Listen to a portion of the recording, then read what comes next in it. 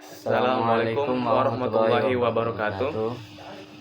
Perkenalkan, nama saya Haidar Kholis dari kelas 4 EGD dengan NIM 0623 4041 2411. Perkenalkan, nama saya Muhammad Nailan Ridho dari kelas 4 EGD dengan NIM 0623 4041 2415. Oke, pada kesempatan kali ini kami akan menjelaskan tentang apa itu kompresor, jenis-jenis dari kompresor, aplikasi kompresor, komponen utama dari kompresor, serta yang terakhir perawatan dan troubleshooting dari kompresor.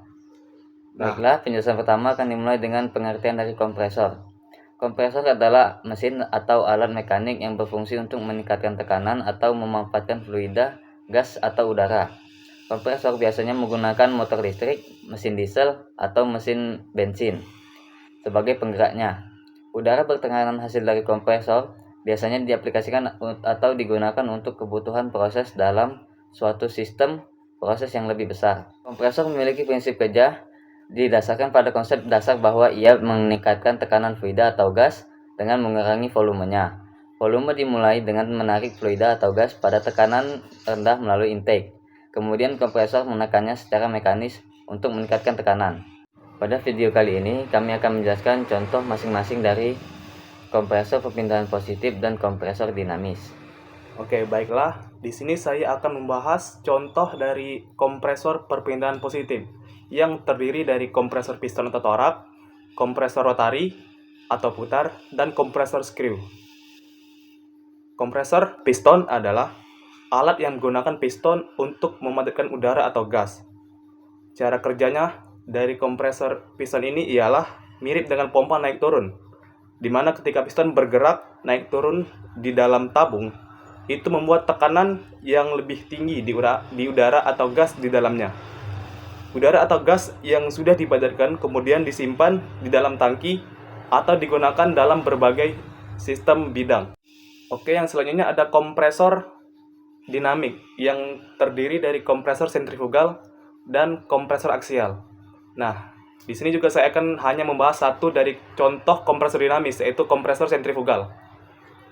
Kompresor sentrifugal merupakan kompresor yang memanfaatkan gaya sentrifugal yang dihasilkan oleh impeller untuk mempercepat aliran fluida, udara, atau gaya kinetik, yang kemudian diubah menjadi peningkatan potensi tekanan menjadi gaya tekan dengan memperlambat aliran melalui diffuser. Nah, prinsip kerja dari kompresor ini ialah mengkonversikan energi kecepatan gas yang dibangkitkan oleh aksi yang dilakukan oleh impeller yang berputar dari energi mekanik unit penggerak menjadi energi tekanan di dalam diffuser. Selanjutnya saya akan menjelaskan tentang pengaplikasian kompresor di berbagai bidang industri. Yang pertama, digunakan dalam transportasi pipa gas alam murni untuk memindahkan gas dari tempat produksi ke konsumen. Yang kedua adalah diaplikasikan dalam sistem pendingin atau refrigerasi dan peralatan bahan pendingin. Dan yang ketiga, dalam sistem turbin gas untuk memanfaatkan udara masuk pembakaran. Dan yang terakhir adalah dalam berbagai industri manufaktur dan membangun udara pada ketinggian tertentu. Yang selanjutnya adalah komponen utama kompresor dan fungsinya. Yang pertama adalah kerangka atau frame. Fungsinya adalah untuk mendukung seluruh beban dan berfungsi untuk sebagai tempat kedudukan bantal, poros engkol, silinder, dan tempat penampungan minyak pelumas. Yang kedua adalah poros engkol atau crankshaft. Berfungsi mengubah gerak berputar atau rotasi menjadi gerak lurus bolak-balik atau translasi. Yang ketiga adalah batang penghubung atau connecting rod. Berfungsi meneruskan gaya dari poros engkol ke batang torak melalui kepala silang. Batang penghubung harus kuat dan tahan bengkok sehingga mampu menahan beban pada saat kompresi. Yang keempat adalah kepala silang atau crosshead. Berfungsi meneruskan gaya dari batang penghubung ke batang torak. Kepala silang dapat meluncur pada bantalan luncurnya. Yang kelima adalah silinder atau silinder.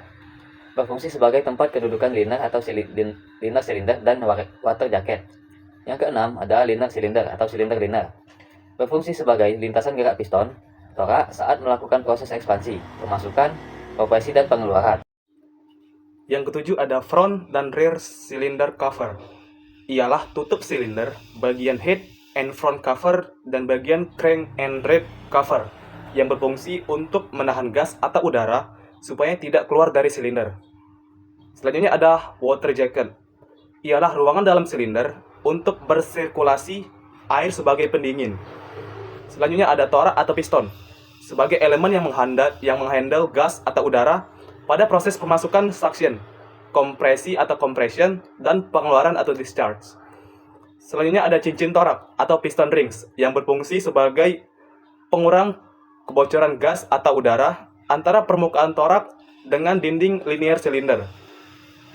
Selanjutnya ada batang torak atau piston rod yang berfungsi sebagai penerus gaya dari kepala silang ke torak.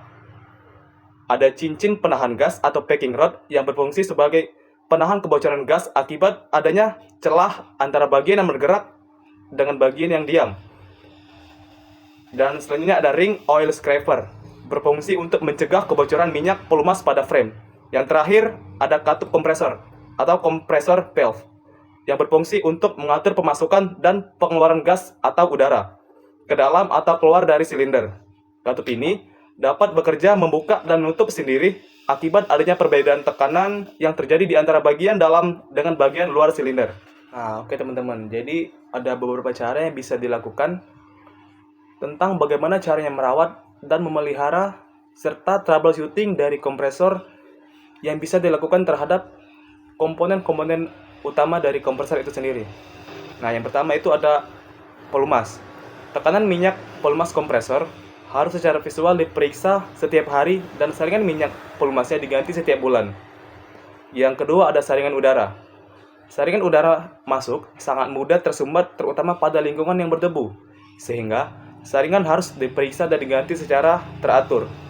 Yang ketiga ada pengering udara. Udara kering merupakan energi yang intensif. Untuk pengering yang didinginkan, periksa dan ganti saringan awal secara teratur karena pengering tersebut seringkali memiliki lintasan kecil di dalamnya, yang dimana dapat tersumbat oleh bahan pencemar. Yang kelima, memeriksa kebocoran dan kehilangan tekanan di seluruh sistem secara teratur. Yang keenam, menghindari praktik yang tidak benar untuk memastikan penggunaan udara yang bebas kadar air pada titik penggunaan. Yang ketujuh, mengatur seluruh operasi titik penggunaan pada tekanan terendah mungkin dengan menggunakan regulator yang baik. Yang kedelapan, mematikan pasokan udara ke peralatan produksi yang sedang tidak bekerja. Yang kesembilan, memantau penurunan tekanan dalam sistem pemipaan. Dan yang terakhir, menggunakan teknologi pengeringan yang memberi tekanan maksimum yang diperbolehkan untuk titik pengembunan. Baiklah, begitu saja penjelasan materi tentang kompresor yang dijelaskan oleh kelompok kami. Apabila ada salah kata kami mohon maaf, kepada Allah kami mohon ampun. Wabillahi taufiq wal hidayah. Wassalamualaikum warahmatullahi wabarakatuh.